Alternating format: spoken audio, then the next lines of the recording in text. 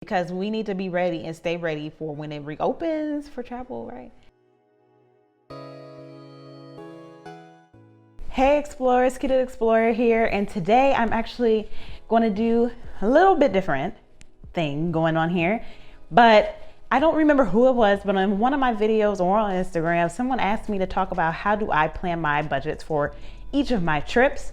So I'm going to go through that today. I'm going to get into my spreadsheet and how I track my expenses and plan. But first, it is Black History Month, and this month I'm actually going to feature a Black-owned business every Thursday. And today I'm supporting Busy Bee, which is a local restaurant here in Atlanta, Black-owned soul food restaurant. So I'm going to insert a clip of my food. Now I have a chicken and waffles plate, which comes with 2 sides. You cannot eat inside right now due to the pandemic, so you can call ahead or order online and go and pick it up and then take it back home. You cannot enter the restaurant at all. So let me dig into this food because I have things to do and I have things to show you today. So let's see how this food tastes. Let's dig on in. I have some greens on the side. Those greens are hidden. Let's taste the mac and cheese. I could have warmed this up a little bit because I had to drive home, but it's okay. It's like warm. Chicken and waffles. My meal was $18.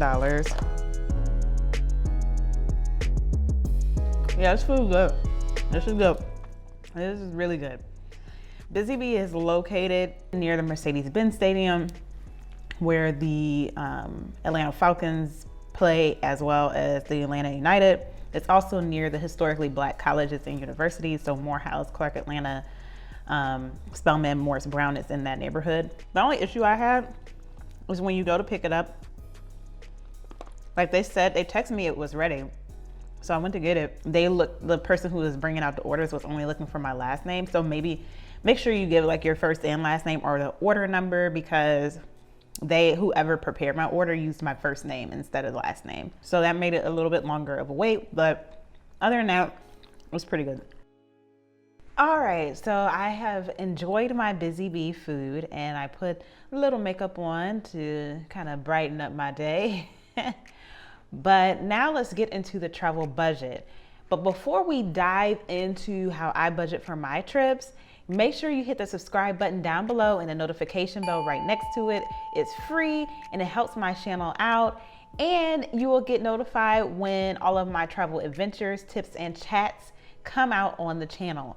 Videos come out every Tuesday at 4 p.m. Eastern Time and every Thursday at 11 a.m. Eastern Time. Now let's see how I prepare my budgets for my travel. So I am sharing my screen because I use a spreadsheet. So by day, if you did not know, I am an accountant and accountants use spreadsheets. Yes, they do. And I have a very simple spreadsheet that I set up. Obviously, you can tweak it for however you want to tweak it or use it, but I set up the spreadsheet in this manner. So when I'm planning for a trip, it usually starts with me booking a flight deal. And this is what I do. I go into my Google Sheets because I can access Google anywhere. It doesn't have to be saved on my computer. So this is my 2021 travel page. This is a summary. And so usually when I have a lot of different trips planned, you'll see multiple rows here. It says how many days I'm going to be there, how many days of vacation I've used, because yes, I have to track that. And then where I'm going, if the flight is booked, how much insurance is. Yes, you should book insurance. Make sure you check that video up above in that card. And then hotel, what hotel or Airbnb or whatever you're gonna stay in. And then this column here actually tracks how much I have to pay, like what's remaining. So that is like the summary page. And I'm gonna head over to the actual trip page. So I go over to the Bermuda tab and I just put in some fake dates starting in February. And so I actually plan out each row is a different day of the trip. So when I book my flight, this is when I start creating this spreadsheet. I come in and I put the flight details.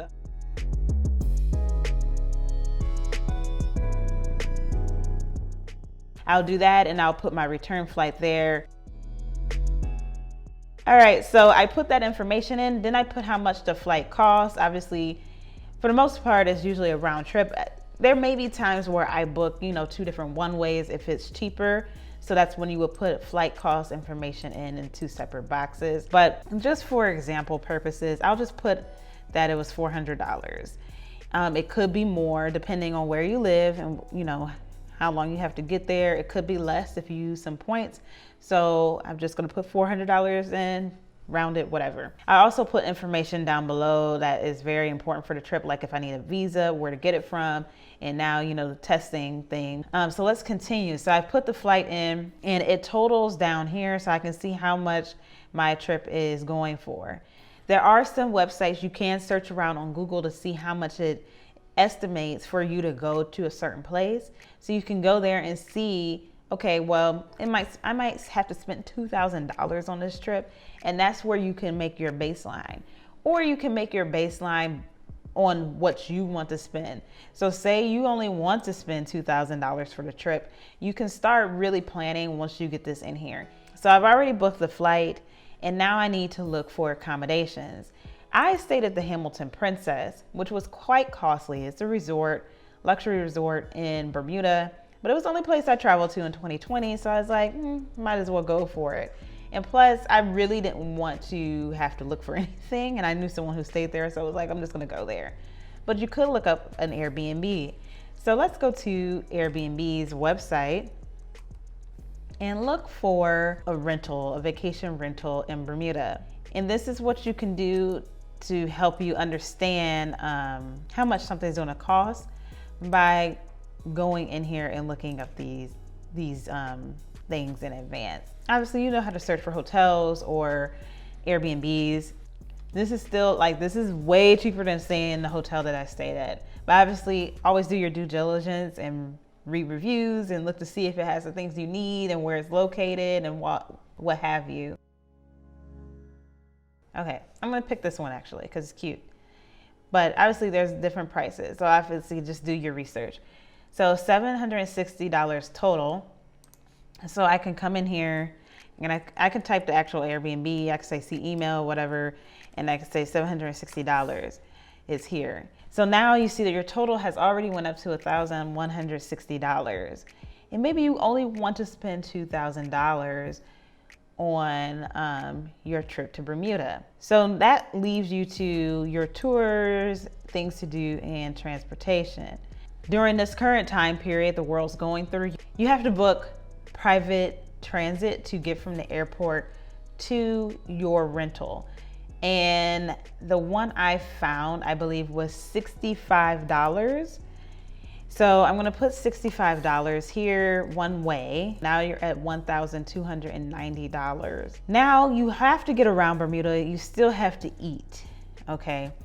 And that's where you can just do some research online to see how much it will cost for you to eat in that country. But for things to do, you can look that up. You may have to book some things in advance. And so like for me, one day I went to the Crystal Caves, and I don't remember how much that was. I'm gonna say $24 or something. So like things to do really didn't add up that much. And that's something you just have to kind of ballpark based on doing some research on Google.